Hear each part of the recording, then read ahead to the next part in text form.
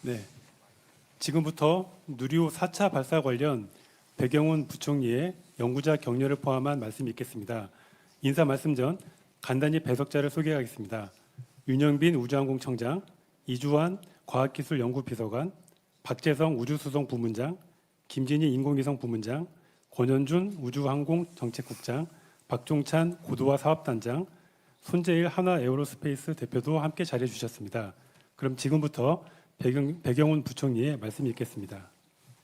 네, 존경하는 국민 여러분, 오늘 누리호 4차 발사가 성공하였습니다.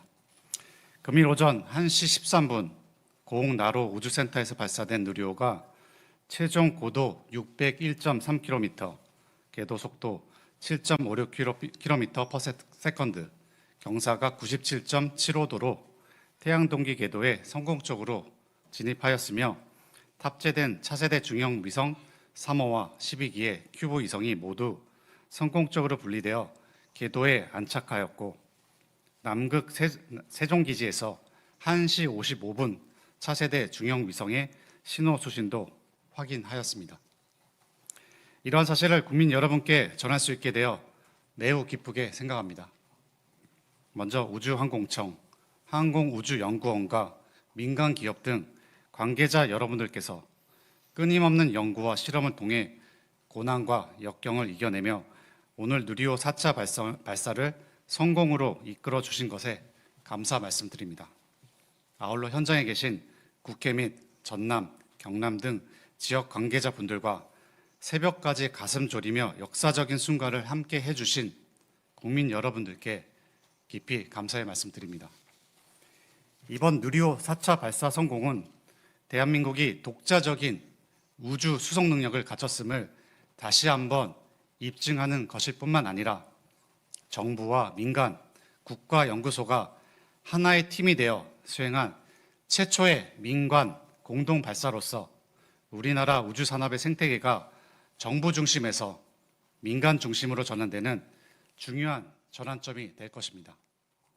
앞으로도 우리나라의 우주 개발 분야에서의 새로운 도전은 계속될 것입니다. 오늘의 성공을 밑거름 삼아 차세대 발사체 개발, 달 탐사, 심우주 탐사 등 대한민국이 세계 5대 우주 강국으로 도약하는 길을 흔들림 없이 추진하겠습니다. 이번 4차 발사 성공을 이뤄낸 연구진과 관계자 여러분의 노고에 대해 다시 한번 감사와 축하의 말씀을 전합니다. 감사합니다.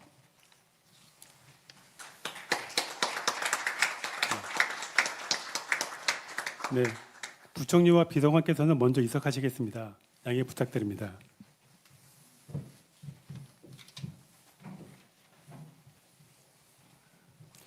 다음은 누리호 4차 발사 결과에 대해 윤영빈 우주항공청장이 브리핑을 하겠습니다. 안녕하십니까. 우주항공청 청장 윤영빈입니다. 국내 우주수송 능력을 확보하기 위해 독자 개발한 한국형 발사체 누리호 4차 발사가 국민의 관심과 성원 속에 성공했다는 것을 국민 여러분께 말씀드립니다. 지난 누리호 3차 발사 성공에 이어 오늘 4차 발사까지 성공하며 누리호의 신뢰성을 높임과 동시에 우리나라의 자주적인 국가 우주개발 역량을 다시 한번 확인하는 계기가 되었습니다. 또한 발사체 본연의 역할인 위성 발사를 성공적으로 수행하여 관련 기술을 확보하였고 체계 종합 기업인 한화에어로스페이스가 제작 총괄을 주관하고 발사 운영에 참여하여 역할을 완수했다는 점에서 큰 의미가 있습니다. 앞으로도 누리호는 기술적인 안정성과 신뢰성을 높이기 위해 2027년까지 2차례 비행을 더 수행하게 됩니다. 뿐만 아니라 우주항공청은 누리호 개발의 경험과 기술을 토대로 누리호보다 성능이 향상된 차세대 발사체 개발을 추진하여 대한민국 우주개발 역량을 더욱 높여갈 계획입니다. 따뜻한 격려와 성원을 보내주신 국민 여러분과 누리호 4차 발사 성공을 위해 땀과 열정을 아끼지 않은 연구자, 산업체 관계자 모든 분들께 진심으로 감사드립니다. 또한 군, 경, 소방, 지자체 관계자분들의 노고에도 감사드립니다. 국민 여러분, 앞으로도 우주로 향하는 누리호의 비행과 우주개발 강국으로 향하는 우리의 도전을 계속 지켜봐 주시고 성원해 주시기 바랍니다. 감사합니다. 네, 마지막으로 이상철 항우연 원장이 발사 관련 세부 데이터 분석 결과를 발표하겠습니다. 반갑습니다. 한국항공우주연구원 원장 이상철입니다. 앞서 우주항공청장님께서 말씀하신 바와 같이 누리호 4차 발사를 성공적으로 수행하였습니다. 지금부터는 계측된 데이터를 기반으로 누리호 발사 결과에 대해 말씀드리겠습니다. 오늘 0시 13분에 발사 예정이었던 누리호는 0시 13분 00초에 이륙하여 모든 발사 과정이 정상적으로 진행되었습니다. 차세대 중형위성 3호와 12기의 큐브 위성이 모두 성공적으로 사출되었음을 확인하였습니다. 원격 수신 정보를 초기 분석한 결과는 다음과 같습니다. 누리호는 정해진 비행 시퀀스에 따라 이륙, 1단 분리 및 2단 점화, 페어링 분리, 2단 분리 및 3단 점화, 주 탑재 위성 분리, 부 탑재 위성 분리 순으로 진행되었습니다. 누리호는 0시 13분 00초에 이륙 후 122.3초경 고도 약 65.7km에서 1단 분리 및 2단 점화, 230.2초경 고도 약 211.1km에서 페어링 분리, 263.1초경 고도 약 263km에서 2단 분리 및 3단 점화까지 진행 후 741.2초경 고도 600.5km에 도달하였습니다. 이후 자세 안정화 과정을 거쳐 790.9초경에 고도 601.3km에서 차세대 중형위성 3호를 분리하였으며 813.6초경부터 914.4초경까지 12기의 큐브 위성을 정해진 순서대로 모두 성공적으로 분리함으로써 임무를 완수하였습니다. 앞서 말씀드린 바와 같이 차세대 중형위성 3호와 큐브 위성 분리 시의 고도는 601.3km이며 누리호 4차 발사 성공 기준인 600km 플러스 마이너스 35km의 범위를 만족하였습니다. 감사합니다.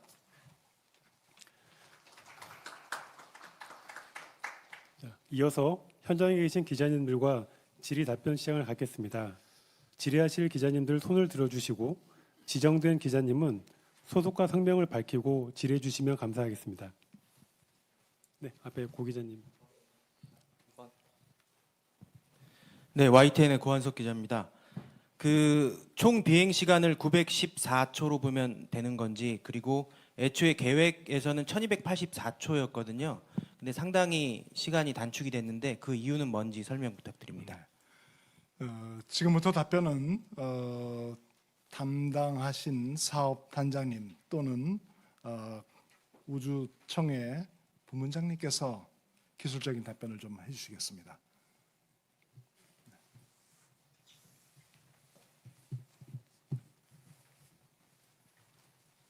한국항공우주연구원 항공발사체 고도화사업단 단장 박종찬입니다. 이번 누리호 4차 발사의 최종 추적 종료 시점은 이륙 후 18분 25초에 추적이 종료됐기 때문에 이 시간을 비행 종료 시간으로 보시는 게 맞겠습니다.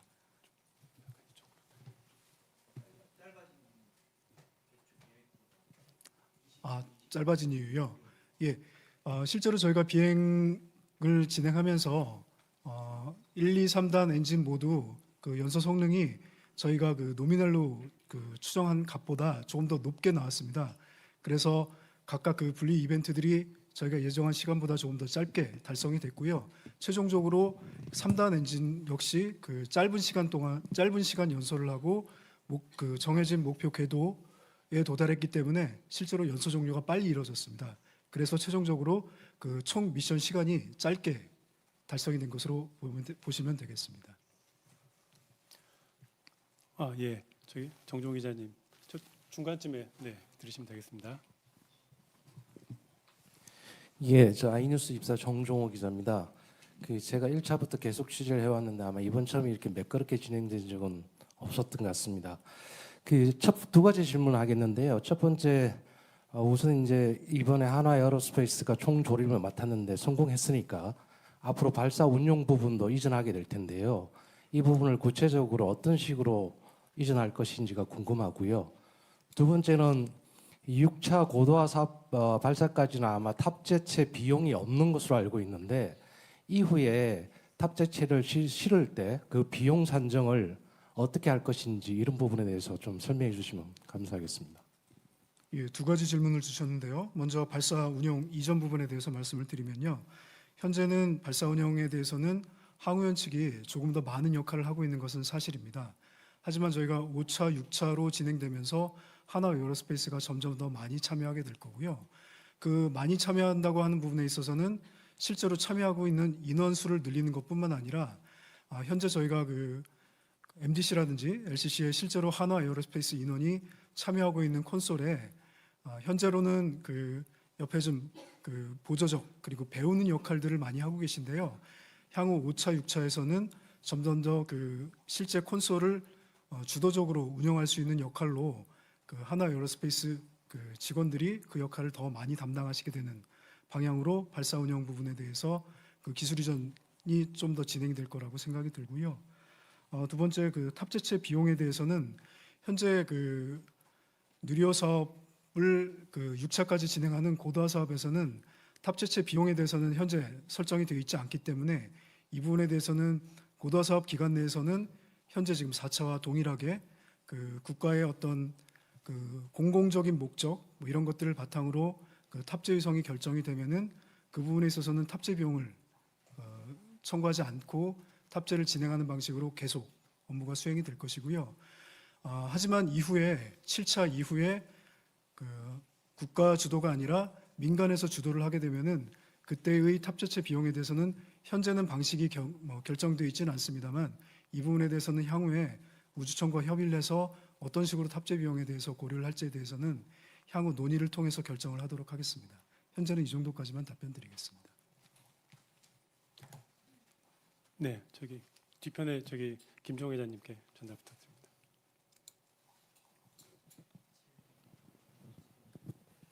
네, 아시아경제 김종환입니다. 누리호 4차 발사 성공을 일단 축하드립니다. 고생하셨고요. 향후 미래 우주 계획에 대해서 묻지 않을 수가 없습니다.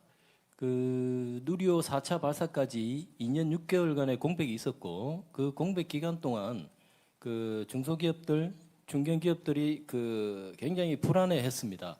지금도 마찬가지인데 5차, 6차 발사까지는 계획이 돼 있는데 당장 7차 발사 계획이 없다고 불안해하시는 분들이 많더라고요. 취재를 해보니까. 그래서 이제 앞으로의 7차, 8차로 이어지는 발사 계획이 있는지 이 계획을 수립할 것인지에 대해서도 좀 알려주십시오. 이 부분에 대해서는 우주청에서 답변을 해주시는 게 좋겠습니다. 현재 진행 중인 누리호 고도화 사업은 여러분 잘 아시겠지만 6차까지의 발사 계획입니다.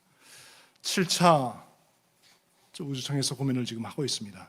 27년에 6차 발사를 마무리하고 28년에 7차 발사를 계획을 하고 있습니다. 7차 발사를 위해서 내년 예산을 저희가 지금 계획을 하고 있고 아직은 확정되지는 않았지만 누리호 고도화 사업의 연장선에서 7차 발사에 대한 예산을 확보할 계획입니다. 그리고 8차 이후부터는 적어도 매년 1년에 한 번 이상 누리호 발사를 저희가 계획을 하고 있습니다.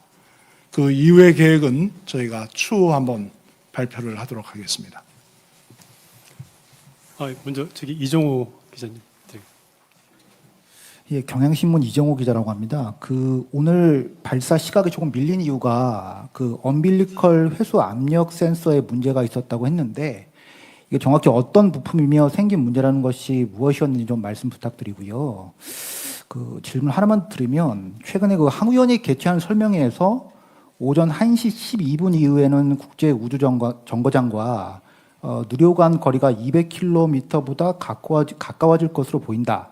이런 얘기가 나왔었거든요. 근데 오늘 누리호는 1시 13분에 쐈잖아요. 그렇다면 국제 우주 정거장과의 근접이 문제가 되지 않았던 건지 말씀 부탁드리겠습니다. 예, 첫 번째 질문하신 오늘 발사 시간이 연기된 사유에 대해서 말씀드리겠습니다. 오늘 원래 발사 예정 시간은 잘 아시겠습니다만 0시 55분이었습니다.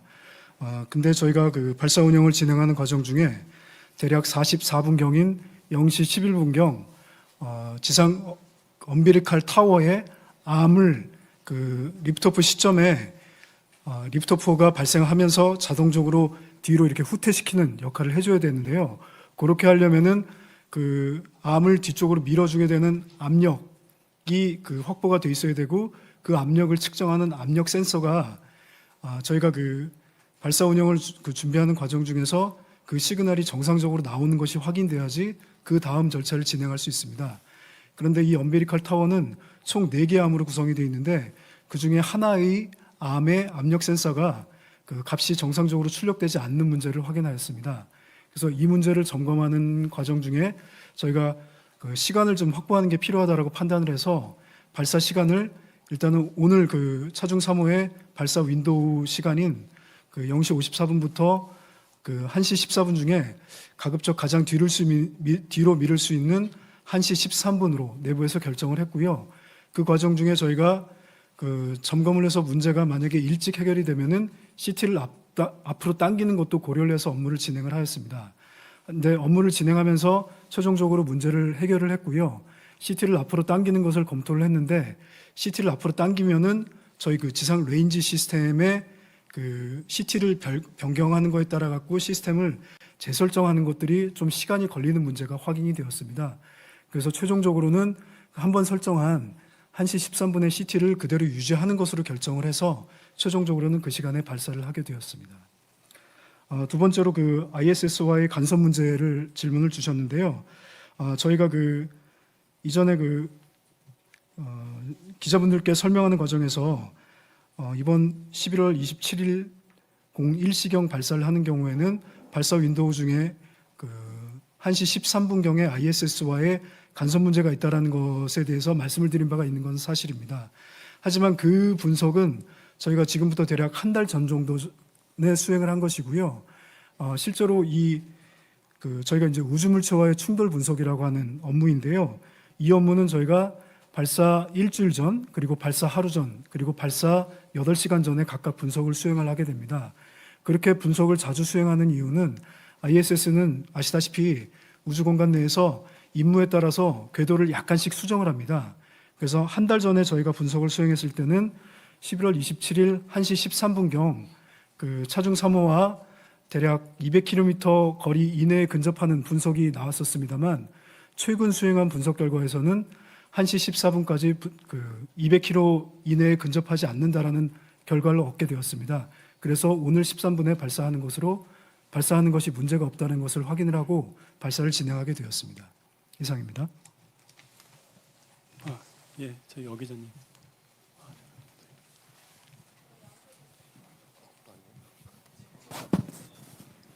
네, 누리호의 그 13기 위성 어떻게 보면 역대 최다 위성이 이제 많이 탑재가 돼서 실렸는데요. 첫 교신 성공은 이제 발표를 해주셨고, 그럼 추가적으로 어떤 교신과 어떤 데이터들을 이제 받게 되는지, 그리고 이제 12기 같은 경우에는 대부분 대학이나 스타트업 이렇게 좀 민간에서 제작한 것들이 있는데 이런 어떤 임무들을 그 수행하게 되는지 구체적으로 좀 설명을 듣고 싶습니다.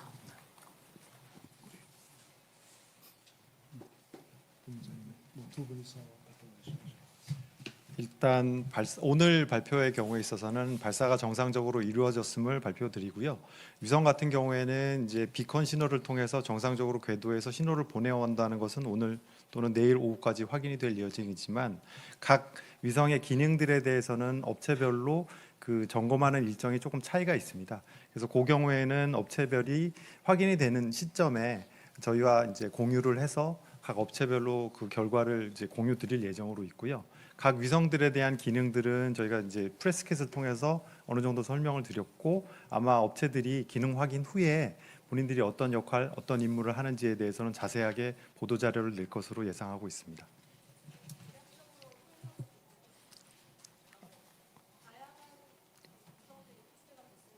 네.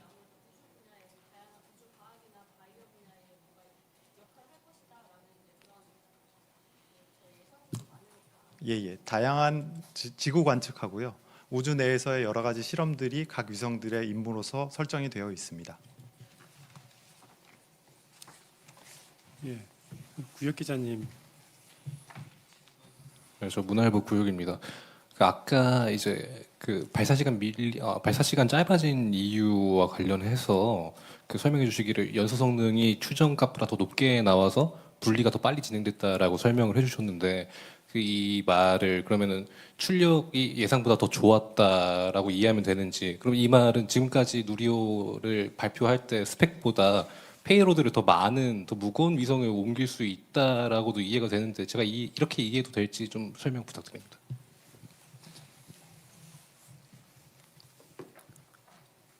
예, 누리호는 그동안에 지금 이제 오늘까지 4차 발사를 진행을 했는데요. 1, 2, 3차 발사 모두 그 저희가 노미널, 그러니까 기본적 그 기준값에 대한 설계를 진행을 하고 그거와 항상 그 실제 비행 데이터를 비교하는 과정을 거치게 되는데요. 1, 2, 3차 모두 엔진은 그 설계값보다 이렇게 약간씩의 데비에이션은 갖게 됩니다. 하지만 대부분의 경우 저희 노미널 값보다 약간씩 그 설계 그 인정 범위 내에서 약간씩 높은 값을 가져왔던 것들이 사실이고요. 이번 4차 발사에 있어서도 그 엔진의 성능이 노미널 값 대비 약간 높게 나온 게 사실입니다. 그래서 저희가 그 QM, 그러니까 인증 모델을 개발할 단계의 노미널 엔진 수치보다 그 FM을 진행하면서 엔진의 수치가 조금 높게 그 개발이 됐기 때문에 최종적으로 누리호 비행 모델에 대해서는 저희가 애초에 그 누리호의 그 탑재 성능을 기존에는 지구적 궤도에 1.5톤을 올리는 것으로 발표를 드린 바가 있었습니다만 그 저희가 누리호에 대한 비행 모델 발사를 수행을 하면서 지구적 궤도에 3톤 그리고 태양 동기 궤도 600km를 기준으로 해서는 2톤 정도를 올릴 수 있다라고 그 페이로드 성능을 저희 엔진의 성능에 맞춰서 약간 높게 제시드린 바가 있었습니다. 그래서 기자님께서 질문하신 것처럼 그 엔진 성능이 높아진 거에 따라 갖고 누리호의 성능에 대해서 이렇게 높게 제시드린 거에 대해서는 이미 기존에 그렇게 한번 말씀드린 바가 있다라고 답변을 드리도록 하겠습니다. 답변이 됐을까요? 저기 뒤에 홍재화 기자님이신 것 같은데 좀 뒤쪽 부탁드리겠습니다. 마이크. 네, 안녕하세요. 대덕넷의 홍재화 기자라고 합니다. 누리호 발사 성공 진심으로 축하드립니다. 이번에 한화가 처음으로 전체 조립을 맡게 되었는데요. 그 과정에서 가장 어려웠던 점이나 좀 기억에 남는 순간이 있었는지 말씀해 주시면 감사하겠습니다.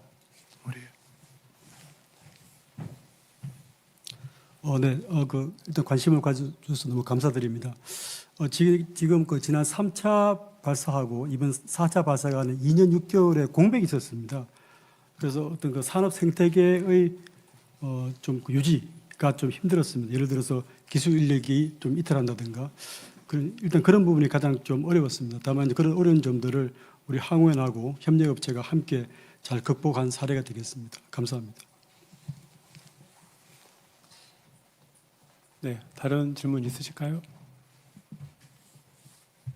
예, 강민구 기자님 앞에 부탁드립니다. 네, 이대일리 강민구 기자입니다. 이제 그 하나에서 이번에 그 발사체를 이제 만들면서 최근에 그 글로벌 컨설팅 업체에서 뭐 2,700조 원 뭐 시장이 열린다 뭐 이런 얘기도 좀 있었는데 그리고 국내 기업들도 뭐 우주청이나 LG랑 뭐 이야기도 있고 뭐 최근에 두산도 뭐 진출하려는 것 같고 보령도 우주의학 쪽에 관심이 있고 해서 국내에서도 많은 산업 업계에서 이제 좀 우주에 관심을 갖고 있는 것 같고요.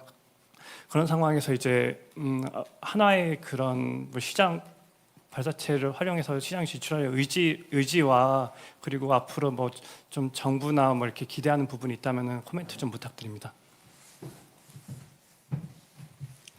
네, 그 굉장히 중요한 말씀을 해주셨습니다.